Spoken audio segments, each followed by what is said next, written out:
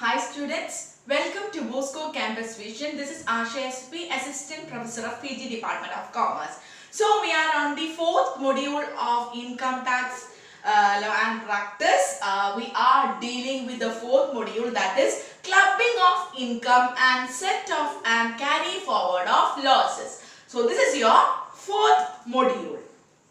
So നമ്മൾ ഈ ചാപ്റ്ററിനെ രണ്ട് പോർഷൻസ് ആണുള്ളത്, അല്ലെങ്കിൽ രണ്ട് പോർഷൻസ് ആയിട്ട് ഇതിനെ ഡിവൈഡ് ചെയ്യുന്നുണ്ട്, രണ്ട് സെക്ഷൻസ് ആയിട്ട് ഡിവൈഡ് ചെയ്യുന്നുണ്ട്. Number 1 is clubbing of income and number 2 is set off of losses and carry forward of losses. അപ്പോൾ നമ്മൾ ആദ്യം നോക്കാൻ പോകുന്നത് the term clubbing of incomes and the provisions relating to clubbing of income. As we all know that every assessee is liable to pay tax to the government as per the provisions contained in Income Tax Act of 1961. But in some cases, some assessee have to pay tax for the income of other persons. The process of including the other person's income to the income of assessee is known as clubbing of income. അതായത് നമ്മൾ പറഞ്ഞായിരുന്നല്ലോ, ഞാൻ ചിലപ്പോൾ എനിക്ക് വേണ്ടി മാത്രമല്ല വേറൊരാളുടെ ഇൻകത്തിനും കൂടെ, അല്ലെങ്കിൽ വേറൊരാളുടെ ഇൻകം എൻ്റെ ഇൻകത്തിൻ്റെ കൂടെ ക്ലബ് ചെയ്ത് ഞാൻ ടാക്സ് അടയ്ക്കേണ്ടി വരും. ആ പെർട്ടിക്കുലർ പ്രോസസ്സിനെയാണ് ഞാൻ എന്തെന്ന് വിളിക്കുന്നത്? Clubbing of incomes. So clubbing of income, the income belonging to some other person is compulsory added to the income of assessee. Is compulsory added to the income of assessee. Tax evade ചെയ്യാൻ വേണ്ടിയിട്ട് assessee അയാളുടെ assets വേറൊരാൾക്ക് transfer ചെയ്യാം in order to evade tax.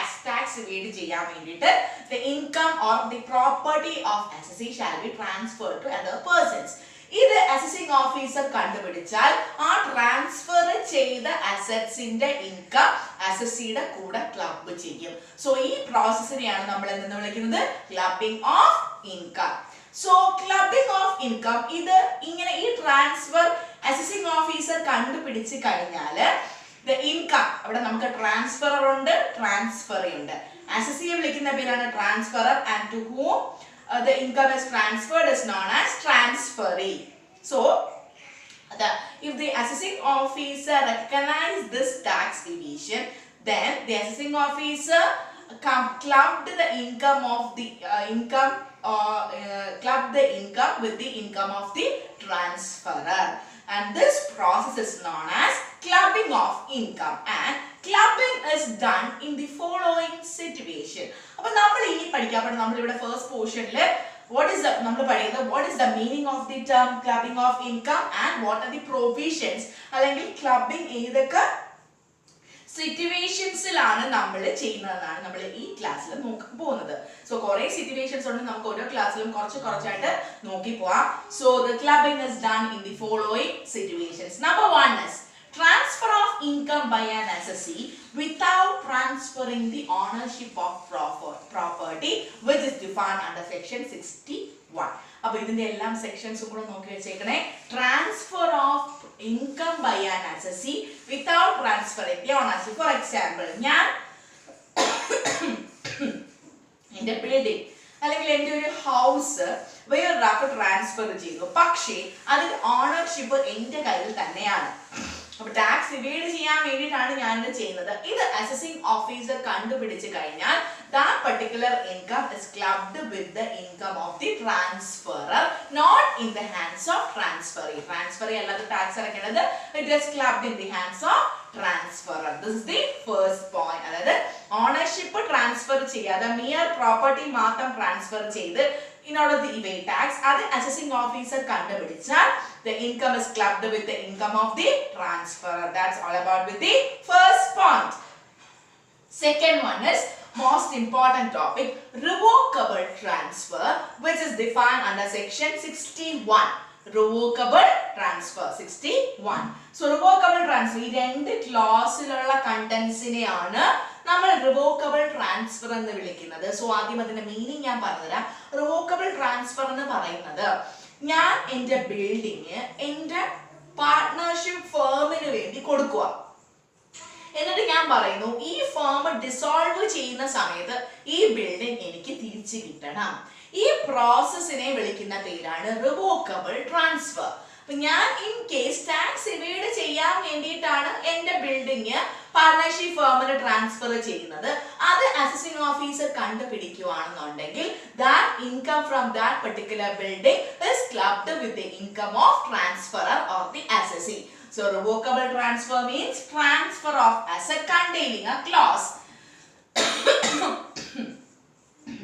The clause പറയുന്നുണ്ട് for direct retransfer of income or assets in the future.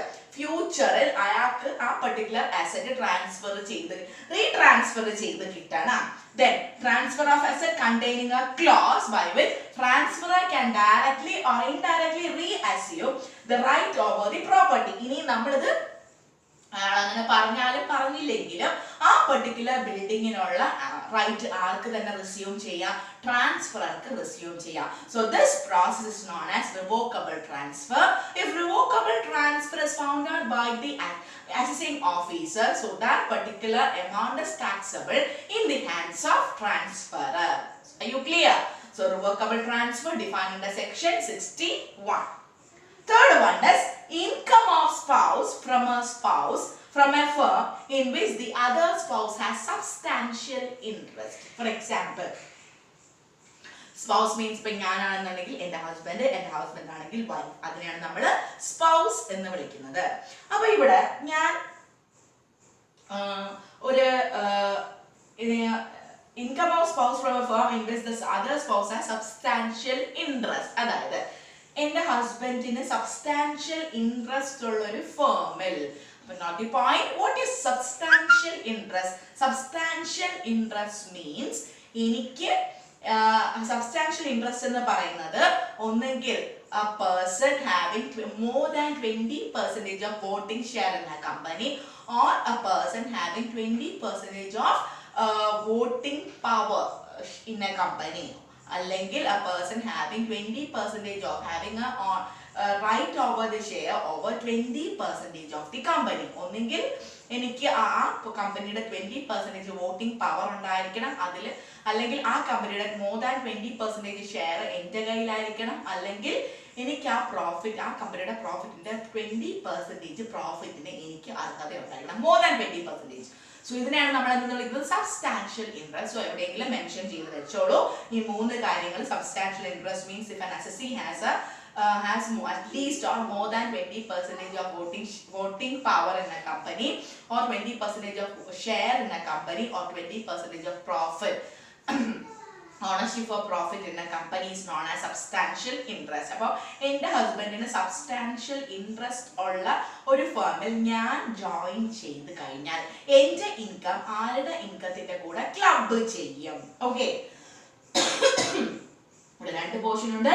Clubbed with the income having greater income. For example, എൻ്റെ ഹസ്ബൻഡിന് ഒരു hospital ഉണ്ട്, അവിടെ ഹസ്ബൻഡ് ഡോക്ടറാണ്, അല്ലെങ്കിൽ അവിടെ എൻ്റെ ഹസ്ബൻഡിന്റെ പേരിലൊരു ഹോസ്പിറ്റലുണ്ട്.